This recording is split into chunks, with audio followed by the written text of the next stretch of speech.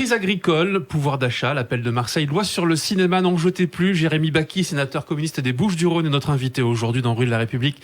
Bonjour Jérémy Bacchi. Bonjour. Bonjour également à Léo Purguette, mon camarade à mes côtés, Bonjour. président de la Marseillaise, directeur éditorial. On est ensemble pour une vingtaine de minutes. On commence par quoi? Peut-être l'hommage à Missak Manouchian et à Mélinée, son épouse. Vous y étiez cette semaine, évidemment.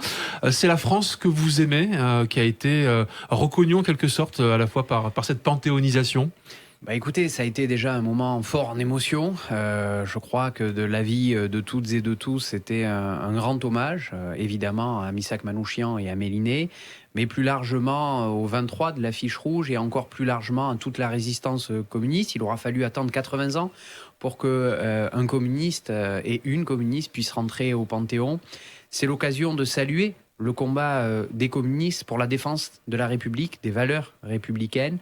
Et je crois que ce combat a toujours cours aujourd'hui et je me réjouis que notre parti, 80 ans après, continue d'être debout pour défendre notre République, nos institutions et combattre le fascisme parce que, ne l'oublions pas, Missak Manouchian, c'est aussi un combat contre l'ennemi fasciste. C'est ces gens étrangers qui n'avaient pas de papier français, qui ont demandé à plusieurs reprises, 2 reprises pour Missak Manouchian, la naturalisation, et qui ne l'ont pas obtenue et qui ont péri pour défendre un pays qui n'acceptait pas qu'il devienne français. Et donc, ça envoie aussi un formidable message à tous les xénophobes de ce pays, finalement, que l'on peut être étranger et aimer la France et aimer les valeurs héritées de la Révolution française, comme les ont aimés Missak Manouchian, Mélinée et leurs compagnons. Une question, Léo Purguette, sur Manouchian. J'imagine que, évidemment, vous avez été dérangé par la présence de Marine Le Pen, qui s'est exprimée d'ailleurs en des termes assez grossiers à l'issue de la cérémonie sur les morts du communisme. C'est une insulte, de mon point de vue, à la mémoire, évidemment, de toute la résistance communiste, au-delà de Missak et Mélinée Manouchian. Mais je crois qu'il faut plutôt retenir l'hommage de la nation, ce bel hommage de la nation, extrêmement émouvant. Comme vous le rappeliez, j'avais la chance d'être au Panthéon ce soir-là. Énormément de personnes pleuraient. Tout parti confondu, tout bord confondu, lors de cette cérémonie, parce que chacun et chacune prenait la mesure de l'événement qui était en face de nous. Que l'extrême droite essaie de faire du beurre et du buzz médiatique sur la panthéonisation d'un communiste, je comprends que ça les gêne, hein.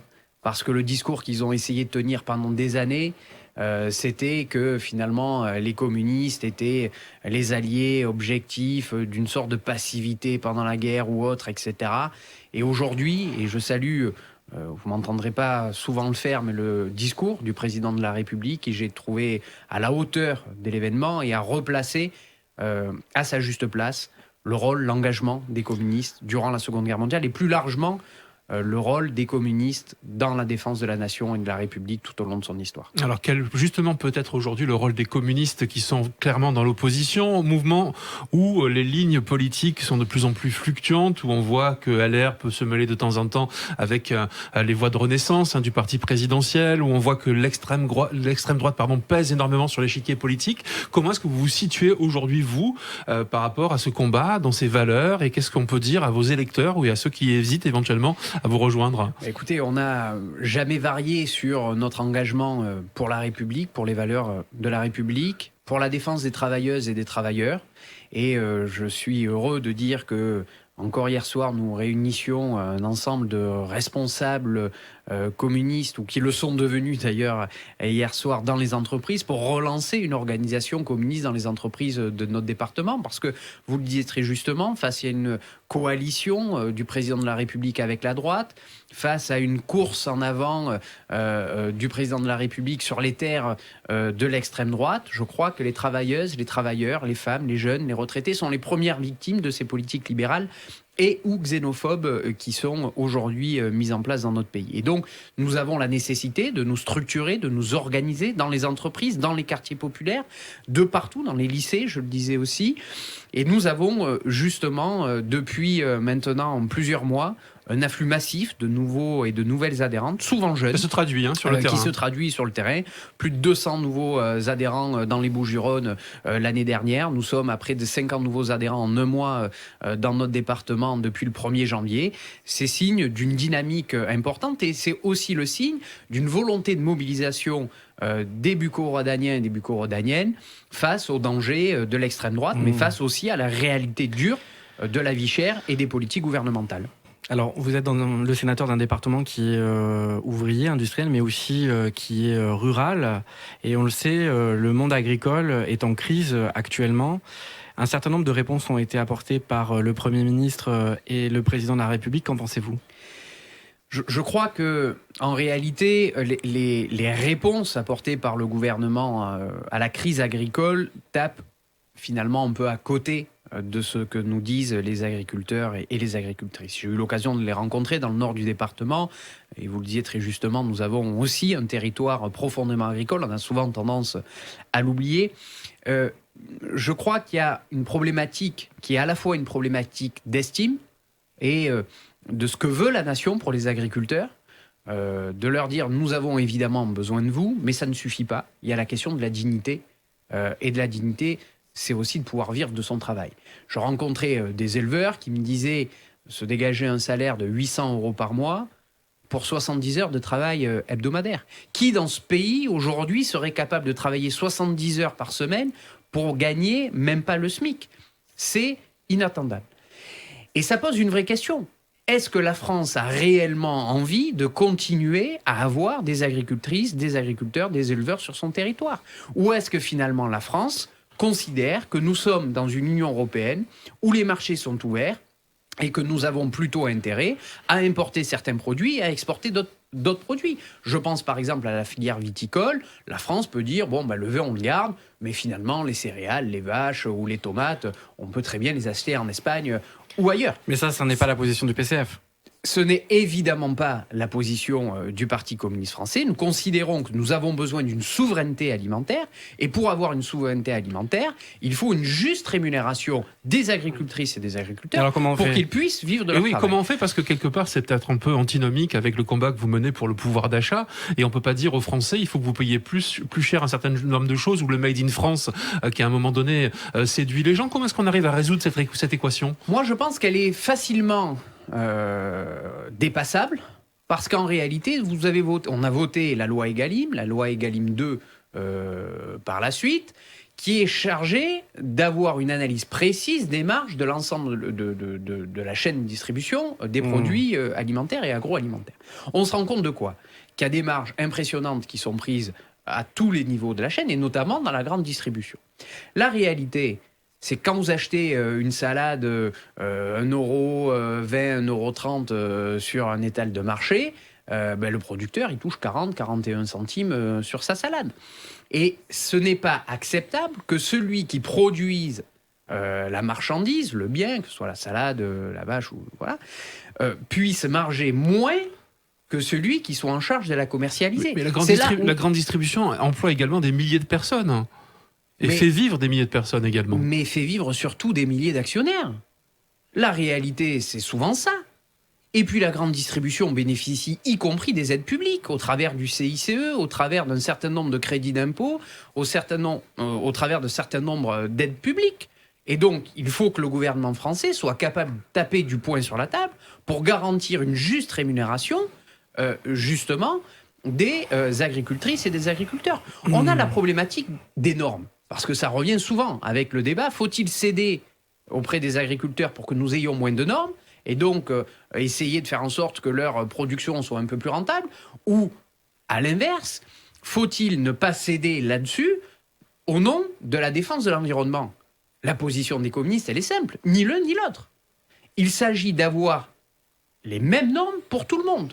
Comment accepter que sur le territoire national, on ait des normes drastiques au nom de la prévention, au nom de la santé publique, et j'y souscris pleinement, mais que dans le même temps, nous ayons des accords de libre-échange avec l'Amérique du Nord, l'Amérique du Sud, ou que sais-je encore, avec des normes 10 fois moins contraignantes pour les agriculteurs de ces pays-là. Ça s'appelle de la concurrence déloyale. Et ça, c'est pas acceptable. Et c'est là où je dénonce le jeu de dupes du gouvernement, qui, dans l'hémicycle, au Sénat sur le Mercosur, sur l'ensemble des traités de libre-échange avec le Canada, avec les États-Unis, nous expliquer que c'était l'avenir, que c'était ci, que c'était là, et qui aujourd'hui se retrouve la gueule enfarinée devant les agriculteurs en expliquant que c'est pas normal. Dans ce paysage-là, il y a une question importante qui va arriver sur le devant de la scène, notamment avec les élections européennes, c'est l'adhésion de l'Ukraine à l'Union européenne. À gauche, certains y sont favorables. Ça n'est pas votre position. Ce n'est pas la position du Parti communiste français, mais pour des raisons évidentes et multiples. La première, c'est que la situation aujourd'hui de l'Union européenne est une situation de crise et de concurrence exacerbée qui met à mal un certain nombre de volontés d'harmonisation vers le haut de l'ensemble des droits des travailleuses et des travailleurs. Deux, la situation ukrainienne, ça n'aura échappé à personne, situation de guerre face à la Russie. Et je crois que dans cette période, nous avons plutôt intérêt à apaiser les tensions, à envoyer des signaux pour favoriser la paix. Moi, je suis issu d'une famille politique dont le grand Jean Jaurès faisait partie. Et nous continuons à porter cet idéal de paix et de fraternité entre les peuples. Moi, je le dis, le peuple ukrainien a vocation à être en paix avec le peuple russe. Que des gouvernants, pour des intérêts impérialistes, pour des intérêts économiques, se fassent la guerre, c'est une chose. Mais ce sont les peuples ukrainiens et russes qui sont en train de perdre la vie sur le front. Et donc, j'attends de la France, j'attends de l'Union européenne, plutôt des engagements qui soient à l'opposé de ce qu'on entend ces derniers jours, à savoir une surmilitarisation du conflit, mais plutôt une surdiplomatisation, je dirais, du conflit, pour essayer justement d'obtenir dans les plus brefs délais un cessez-le-feu et garantir la paix des deux peuples. Alors sur les élections européennes, quels sont vos objectifs ? Se compter à gauche peut-être ? Pas du tout. En vue des prochaines élections qui suivent ? Pas du tout. L'objectif, c'est de faire élire le maximum de députés européens de gauche, et pour moi communiste, évidemment, que les communistes puissent retrouver le Parlement européen et avoir, évidemment, le maximum de députés communistes au Parlement européen. Je dis ça pourquoi ? Parce que nous voyons bien, à l'échelle européenne, les poussées des mouvements libéraux et aussi, et surtout, d'extrême droite dans un certain nombre de pays. Nous avons besoin d'une opposition forte au Parlement européen à ces dérives xénophobes, à ces dérives fascisantes à l'échelle européenne. La voix des communistes, même si elle est minoritaire au Parlement européen, apporte dans le débat général un apport considérable et permet de réorienter un certain nombre de politiques européennes. Et nous avons besoin, nous communistes français, de retrouver des relais des batailles nationales au Parlement européen. Il aura échappé à personne qu'un certain nombre de décisions sont prises à Bruxelles et ensuite traduites dans le droit français. Et là encore, je dénonce le jeu de dupes du gouvernement, mais des différents gouvernements depuis des décennies, qui votent à Bruxelles un certain nombre de lois, et lorsqu'elles sont traduites dans le droit français, disent « c'est pas notre faute, nous on est contre, c'est Bruxelles qui nous l'impose ». Mais les mêmes, à Bruxelles, le mois précédent ou les mois précédents, avaient voté justement ces nouvelles dispositions. Je dis, nous avons besoin de députés communistes au Parlement européen pour être les porte-voix des travailleuses, des travailleurs, pour être les porte-voix des Françaises et des Français dans une institution qui ne veut pas toujours le bien du peuple français et le bien des peuples. Jérémy Bacchi, on va changer de focale, on va venir ici directement désormais à Marseille. Vous avez signé notamment l'appel de Marseille qui appelle à la lutte contre les narcotrafiquants, contre les trafics de stupéfiants. En quoi cet appel est particulier et diffère de ceux qu'on a pu entendre qui viennent à la fois du mouvement associatif ou du mouvement politique ? Une raison simple, c'est que contrairement à ce qui a pu exister, j'en ai signé d'autres par ailleurs, donc il n'y a pas de critique évidemment à l'égard des autres appels. Nous partons du constat, avec les co-signataires et co-initiateurs de l'appel, que sans mobilisation citoyenne, il n'y aura pas de bouger des lignes dans le cadre de la lutte contre les narcotrafics. Et pour ces raisons-là, cet appel n'est pas simplement une tribune, mais c'est un appel dont on s'est saisi en tirant à plusieurs dizaines de milliers d'exemplaires des pétitions et dont chaque jour nous sommes dans les quartiers, pas toujours dans les quartiers populaires d'ailleurs, dans l'ensemble des villes du département, dans nos villages, pour aller à la rencontre de la population et pour solliciter la signature d'un maximum de personnes de cet appel pour créer une mobilisation populaire. Vous savez, je prends l'exemple de ce qui a pu exister dans les luttes contre les mafias en Italie. Les choses ont bougé dès lors que les populations, souvent d'ailleurs avec des élus ou des maires communistes à la tête de ces mobilisations-là, Avec les familles aussi. des mobilisations ont été très importantes et où la population elle-même descendait dans la rue en disant la mafia dehors. C'est ça que nous voulons créer, une sorte d'électrochoc qui permette justement de faire reculer les logiques mafieuses. Parce que lorsqu'on écoute les différents ministres de l'Intérieur, on a plutôt l'impression, dans leur communication, que chaque semaine, les choses vont vers le mieux. On a démantelé ici un point de deal là, etc. Mais lorsqu'on regarde les chiffres, depuis 2010, où 2010, le chiffre d'affaires du narcotrafic, 2 milliards d'euros en France. 10 ans plus tard, on était à 3,5 milliards d'euros. On passe à 600 000 consommateurs réguliers de cocaïne, 5 millions de consommateurs réguliers de cannabis en France. On voit bien que nous sommes en train d'être dépassés par un problème à la fois de santé publique, par un problème de tranquillité publique, et dans le même laps de temps, on se rend compte qu'il y a un abandon, notamment des services publics dans un certain nombre de quartiers, du délitement de l'emploi, qui crée des terreaux favorables à l'émergence de nouveaux trafics. Et nous disons stop à cela. Et donc nous avons agrégé autour de nous à la fois des responsables d'associations, des associations de familles de victimes, des gens comme Robert Henouti, issus du milieu culturel, mais aussi des syndicalistes, je pense à Pascal Galoté, secrétaire général de la CGT des portuaires, qui sont en première ligne face justement à ces logiques mafieuses. Alors, sur cette question-là, effectivement, il y a un arc qui est assez progressiste dans cet appel. On a pourtant perdu l'habitude d'entendre la gauche sur ces questions. Mais je crois que la question de la tranquillité publique et le droit de vivre dignement dans son quartier en toute sécurité est une question éminemment de gauche, en réalité. Considérer que parce que vous habitez dans un quartier populaire, vous pouvez être en prise avec les trafics, avec les checkpoints et ne pas rentrer chez soi, et que finalement, ce n'est pas le problème de la nation, je trouve que c'est au contraire une question très réactionnaire, une vision très réactionnaire des choses. Et donc, moi, je le dis, quand on est de gauche, on doit s'attaquer frontalement aux mafias et au trafic. Et d'ailleurs, dans l'histoire, on voit bien que c'est sous les gouvernements les plus libéraux, en France ou ailleurs dans le monde, que prospèrent le plus les mafias. Et que lorsque vous avez des gouvernements qui défendent le droit pourtant, qui défendent en tout cas l'ordre républicain, etc. En communication. Mais dans les faits, on voit bien comment les systèmes mafieux ont prospéré dans des gouvernements libéraux, et encore plus sous les gouvernements fascistes. Et l'Italie, comment vous proposez d'y mettre un coup d'arrêt en est un parfait exemple. Pardon ? Comment vous proposez d'y mettre un coup d'arrêt ? Alors, comment on propose ? Il s'agit de sécuriser déjà les familles. Parce que l'urgence, lorsqu'on va dans ces quartiers, c'est les familles, soit qui sont menacées. J'étais encore il y a 10 jours avec une famille qui a dû changer de département parce que leur jeune frère avait été menacé par les réseaux parce qu'il refusait de rentrer dans les réseaux.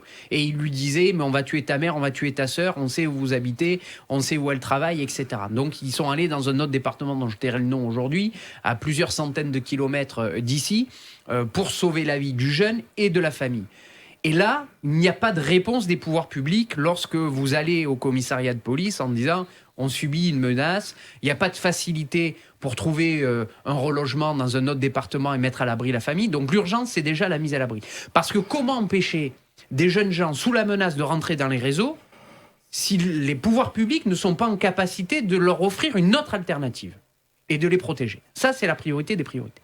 Deuxième priorité, c'est d'en finir avec la politique du chiffre instaurée par Nicolas Sarkozy.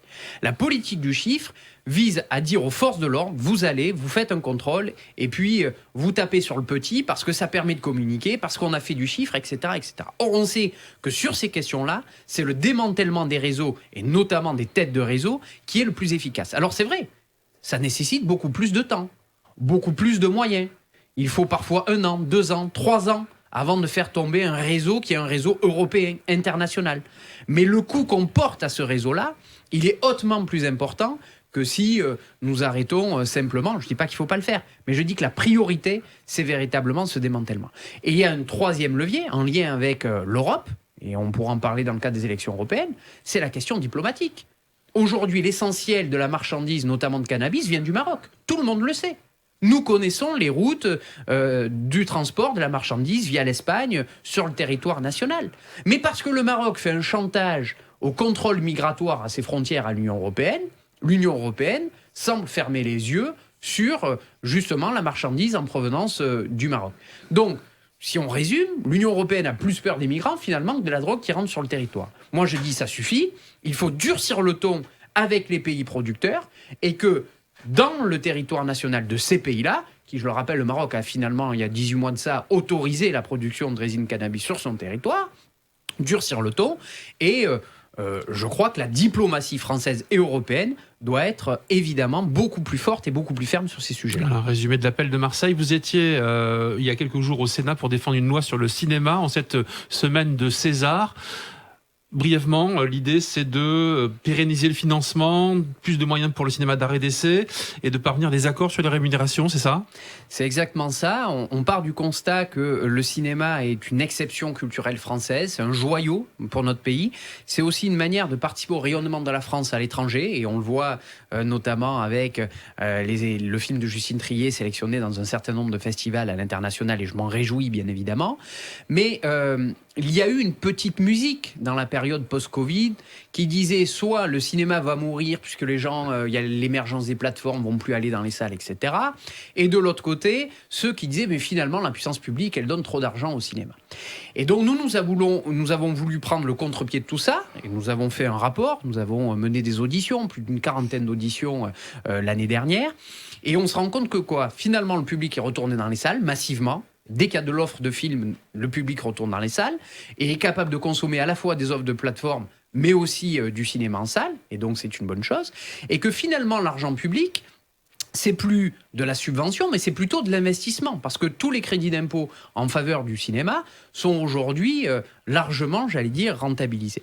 Et on voit bien comment d'autres pays, je pense à la Corée du Sud, sont en train de recopier notre modèle du CNC, un modèle vertueux, parce que le cinéma français a bien résisté dans la période Covid. Donc effectivement, 3 piliers, renforcer le cinéma en renforçant notamment les droits des exploitants de salles sur des cartes illimitées, des cartes promotionnelles pour pouvoir avoir des tarifs plus attractifs pour les spectateurs et pouvoir aller au cinéma plus régulièrement. Ça, c'est la première chose. La deuxième des choses, c'est de renforcer l'offre et la diversité de diffusion, notamment dans la ruralité et notamment sur les films d'art et d'essai, qui ont parfois plus de mal à pénétrer un certain nombre de secteurs dans la ruralité et de salles dans la ruralité.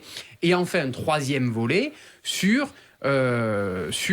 justement la question des engagements de rémunération pour les acteurs, les techniciens, les réalisateurs, les scénaristes, etc., mais aussi des engagements environnementaux. Je note aussi que nous avons rajouté dans cette proposition de loi 2 aspects qui me semblent aussi importants. La lutte contre le piratage, qui est toujours d'actualité, et enfin un sujet qui est malheureusement tristement d'actualité, mais où nous avons pour le coup pris des dispositions fortes, et je m'en réjouis, pour garantir le maximum de sécurité sur les tournages, notamment face aux agressions sexuelles. On a vu les témoignages glaçants de Judith Godrèche et d'autres dans la période.